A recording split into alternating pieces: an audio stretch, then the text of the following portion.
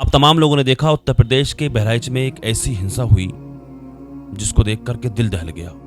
वहां से जो तस्वीरें निकल करके सामने आई उन तस्वीरों को देखकर दिल दहल गया। दर्जनों दुकानें जला दी गईं, दर्जनों मकान जला दिए गए, जाने कितनी गाड़ियां फूंक दी गईं। एक 23 साला नौजवान की मौत भी हुई। बताया जा रहा है कि उस लड़के की, जिसका नाम राम गोपाल मिश्रा, उस लड़के की 4 महीने पहले ही शादी हुई थी। जवान बीवी उसकी विधवा हो गई। उसके बाद हालात बिगड़ते चले गए। हिंसा, ये दंगा बढ़ता चला गया। इस पूरे मामले को पुलिस प्रशासन को शांत करने में काफ़ी वक्त लग गया। लोगों का कहना है कि प्रशासनिक व्यवस्था की नाकामी की वजह से ये मामला बढ़ता चला गया, वरना पहले ही दिन ये मामला ख़त्म हो जाता। लेकिन ऐसा नहीं हुआ, बल्कि ये दंगा बढ़ता चला गया, मामला बढ़ता चला गया। इस दंगे में जो राम गोपाल मिश्रा नाम के लड़के की जो मौत हुई, जिसको गोली मार करके हत्या कर दी गई थी, तो उसके आरोप में 5 लोगों की गिरफ्तारी भी कर ली गई। उत्तर प्रदेश बहराइच की पुलिस ने 5 लोगों को गिरफ्तार भी कर लिया गया था। लेकिन अचानक एक खबर आती है कि 2 आरोपियों का इनकाउंटर कर दिया गया है, जिनमें एक का नाम है मोहम्मद सरफराज, दूसरे का नाम है मोहम्मद तालिब। बताया जा रहा है, दिखाया भी जा रहा है सोशल मीडिया पर कि उन दोनों के पैरों पर गोली लगी है और पुलिस लेकर के भी जा रही है उनको अपने कंधों पर पकड़ करके। तो उसके बाद में उन दोनों को हॉस्पिटल में भर्ती करा दिया गया। इस पूरे मामले में, इस एनकाउंटर के मुखालफत में अलग अलग दल के नेता, विपक्ष इससे काफ़ी नाराज़ हैं। वो इस तरह की बात कर रहे हैं, उनका कहना है कि भाई ये फर्जी इनकाउंटर है। जैसे कि मजलिस इत्तेहादुल मुस्लिमीन पार्टी के नेता बैरिस्टर असदुद्दीन साहब ने इस पर एक बड़ा बयान जारी किया है। उन्होंने इसकी मुखालफत में काफ़ी नाराज़ नज़र आ रहे हैं। इसको देखकर, पूरे मामले को लेकर, इस एनकाउंटर पर क्या कुछ कहा है इन्होंने। अगर आप देखना चाहते हैं तो आप देखिए किस तरह असदुद्दीन ओवैसी साहब ने इस पर एक नाराज़गी का, इसकी मुखालफत में इसकी नाराज़गी का एक बड़ा अपना बयान जारी किया है। और देखें आप इस वीडियो। अरे अगर माफिया है तो कहां नहीं है माफिया का, सबसे उस तरह का सलूक किया जाएगा। सही बात है। अगर है तो इस्तेमाल करो कानून को। मगर ये जो उत्तर प्रदेश की सरकार ने ये जो पॉलिसी बनाई है कि गोली का जवाब गोली से देंगे, तो मैं उत्तर प्रदेश के मुख्यमंत्री से पूछना चाहता हूं कि गांधी को मारने वाले का नाम गोडसे था। गांधी को मारने वाले का नाम गोडसे था, तो गोडसे को पकड़ा गया और गोडसे पर मुकदमा चला, और मुकदमा चलने के बाद कोर्ट से उसको फांसी की सजा दी गई। इसको बोलते कानून की कामयाबी। गांधी से बड़ा कोई नेता नहीं हो सकता इस देश में। गांधी से बड़ा बाबा साहब अम्बेडकर थे, मगर गांधी को मारने वाले को हमने कोर्ट में केस चलाया। राजीव गांधी को बम छोड़ाने वालों को केस चलाया, जेल में रखा चेन्नई में। इंदिरा गांधी को मारने वालों को हमने केस चलाया और जेल में रखा और सजा दी। ये कानून की कामयाबी है, ये गुंडों की कामयाबी नहीं थी जी। और आप देख लो, पाकिस्तान से अजमल कसब आया, बंबई की, मुंबई की सड़कों पर खून की होली खेल रहा था। उसको जिंदा पकड़ने में हमारा एक बहादुर पुलिस का सिपाही शहीद हो गया। हमने अजमल कसब पर मुकदमा चलाया, कोर्ट ने सजा दी, उसको फांसी पर चढ़ाया। तो मुंबई के मुसलमानों ने कहा कि इस आतंकवादी को अपने कब्रिस्तान में दफनाने की जगह नहीं देंगे, तो जेल के किसी कोने में ले जाकर उसको दफन कर दिया गया। यह कानून की कामयाबी है। जी जी जी। हम क्या कह रहे हैं कि कानून की कामयाबी हो, गोली की कामयाबी ना हो। देश चलेगा तो संविधान से चलेगा, देश चलेगा तो कानून के मुताबिक चलेगा। सजा देगी तो गोली नहीं, कोर्ट सजा देगी जी। अगर गोली से सजा दी जाएगी तो फिर बताओ इस देश में संविधान का क्या होगा। अगर गोली से खत्म करना है तो कोर्ट को ताले डाल दो, अगर गोली से खत्म करना है तो संविधान को फेंक दो उठाकर, इसकी जरूरत ही नहीं है।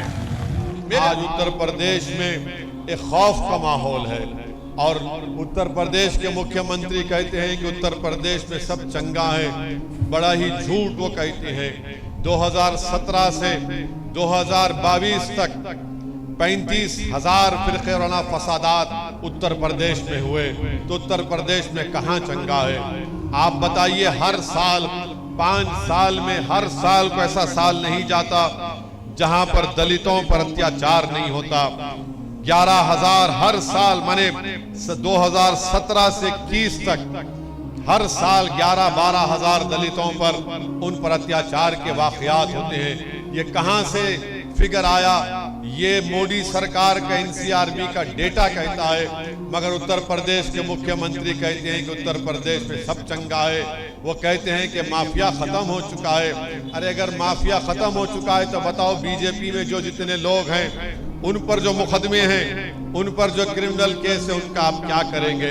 मेरे अजीज दोस्तों और बुजुर्गों, बड़े अफसोस के साथ कहना पड़ता है कि आज हम एक डर और खौफ के माहौल में अपनी जिंदगी गुजार रहे हैं। मुरादाबाद में रमजान के दौरान किसी ने अपने गोडान में तरावी की नमाज का इंतजाम किया गया तो वहां पर जाकर छापा मारा जाता है। अभी हम मगरिब की नमाज एक नमाज मस्जिद में पढ़ रहे थे, हमको बताया गया कि मस्जिद के ऊपर छत डाला जा रहा था तो छत का काम रुका दिया गया है। बताओ फिर ये आखिर एक तरफा तमाशा क्यों होता है? और मैं आपसे एक बात कहना चाहता हूं कि आपने पिछले विधानसभा के चुनाव में तारीखी तौर पर झोली भर भर कर आपने समाजवादी को वोट दिया।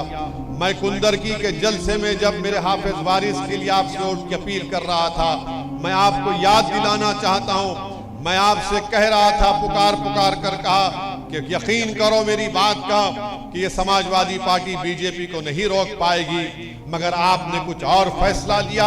हम आपके फैसले की इज्जत करते हैं, मगर बताओ इतनी बड़ी तादाद में आपने वोट दिया तब भी बीजेपी कामयाब हो गई। और जब कामयाब हो गई तो समाजवादी का कोई नेता आता नहीं है, समाजवादी के कोई नेता में इतनी हिम्मत नहीं है कि वो गलत को गलत बोल सके, जुल्म को जुल्म बोल सके और मजलूमों का साथ दे सके।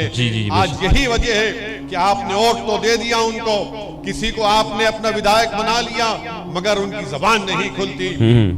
विधानसभा में जाते हैं और गूंगे और अंधे बनकर बैठते हैं, इनकी जबान नहीं खुलती। वहां पर उनसे ये नहीं पूछा जाता, सरकार की आंख में आंख डालकर नहीं पूछते कि बताओ स्कूल क्यों नहीं खोले जाते, बताओ यहाँ पर तरक्की का काम क्यों नहीं होता, बताओ आखिर कौन से कानून के तहत आप मनमानी करते हैं और किसी का घर बुलडोजर से तोड़ देते हैं। आप यही चीजें हैं, जब तक आप अपने वोट से अपने नेता को नहीं पैदा करेंगे आप कामयाब नहीं हो सकते हैं। मेरी बात अगर किसी को पसंद नहीं आ रही है तो मुझे माफ कर देना, मगर सच्चाई ये है, मैं आपसे अपील कर रहा हूं कि आप अपनी देखिए आपका क्या मुकाम है।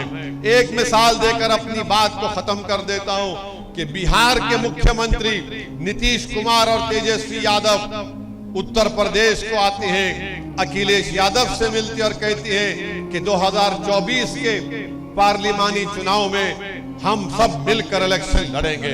मगर आपको बताऊं, बिहार में इन लोगों ने एक ऐसे आदमी को जेल से रिहा किया जो कलेक्टर था, दलित परिवार से था, उसका नाम कृष्णया था, और यही उस वक्त का एक आलाजाद का एमएलए, उसने एक माप के जरिए उस दलित कलेक्टर की हत्या कर दी।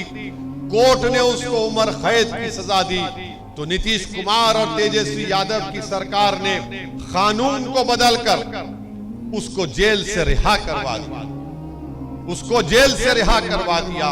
और सबसे पहले अगर उस दलित आईएएस ऑफिसर डीएम की हत्या की उसकी बेवा के साथ अगर कोई खड़े होकर उसकी तकलीफ को, उसकी पीड़ा को समझकर किसी ने यह कहा कि गलत फैसला लिया गया तो मजलिस इत्तेहादुल मुस्लिमीन की तरफ से असदुद्दीन ओवैसी ने उसको गलत कहा।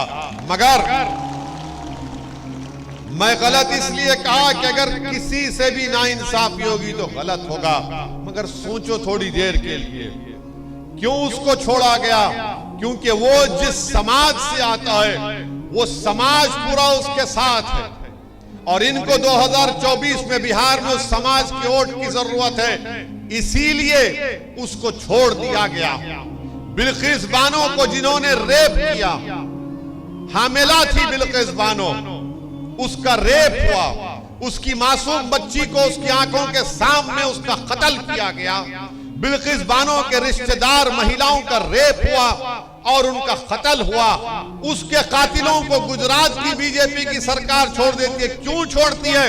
क्योंकि छोड़ने वालों की ताकत थी, वो कातिल थे, मुजरिम थे, मगर छोड़ा इसलिए क्योंकि उनके पास सियासी ताकत थी। अब थोड़ी देर के लिए अपने सीनों पर हाथ रखकर बताओ, क्या तुम में वो ताकत है? क्या तुम में वो ताकत है? बताओ। तुम में वो ताकत नहीं है। तुम्हारे आंसुओं की कीमत नहीं है। तुम्हारे उस उजड़े हुए घरों की जो बुलडोजर से तोड़ दिया जाता है उसकी कीमत नहीं है। तुम्हारी तकलीफ की कोई अहमियत नहीं है, क्योंकि तुम एक सियासी ताकत नहीं बन रहे हो। असदुद्दीन ओवैसी पर इल्जाम लगता है, लगने दो, मुझे इन इल्जामात की परवाह नहीं है, क्योंकि एक दिन अल्लाह फैसला करेगा और जो लोग इल्जाम लगा रहे हैं उनको अल्लाह के दरबार में उसको साबित करना पड़ेगा। मगर सुनो मेरी इस बात को, मेरी इस बात को। मैं तुम ये इसलिए नहीं कह रहा हूं कि तुमको जज्बात में लाकर थालियां हासिल करो। मैं तुम्हारे थालियों का मोहताज नहीं, मैं तुम्हारा इत्तेहाद चाहता हूं। मैं तुम्हारी ताकत, तुमको ताकत बनते हुए देखना चाहता हूं कि मेरी आंख अल्लाह बंद करने से पहले उत्तर प्रदेश में आप एक सियासी ताकत बने। अरे अगर हर समाज का एक नेता हो सकता है तो आप क्यों नहीं हो सकते? क्यों नहीं हो सकते आप? क्या आप अखिलेश यादव की गुलामी करेंगे जिंदगी भर? क्या आप बीजेपी, योगी और मोदी से डर कर किसी का साथ देंगे? सोचो, बिल्किस बानो के कातिलों, बिल्किस बानो के अस्मत रेजी करने वालों को छोड़ दिया गया। एक दलित आईएएस ऑफिसर को मारने वाले को छोड़ दिया गया क्योंकि उसमें सियासी ताकत थी। देख लिया, समझ जाओ यार, छोड़ो सारी पार्टियां, करो सपोर्ट ओवैसी साहब को, चुन लो अपना लीडर, वरिष्ठ असदुद्दीन ओवैसी। सियासी ताकत होगी तभी कुछ हो सकता है, वरना ऐसे ही जुल्म होता रहेगा। यही होता रहेगा हमारे साथ। बहुत हो गया यार, यही वजह है जो हमारी सुनी नहीं जाती है। हमारा कोई लीडर नहीं है, हमारा कोई नहीं है, हमारे आंसुओं की कीमत नहीं है, रोने धोने से काम नहीं चलेगा। हाँ, ये देश राजनीति से चलता है, संविधान से नहीं चल रहा, राजनीति से चल रहा है। और प्रशासन राजनीति से चल रहा है, जहाँ मतलब प्रशासन को भी राजनेता ही चलाते हैं।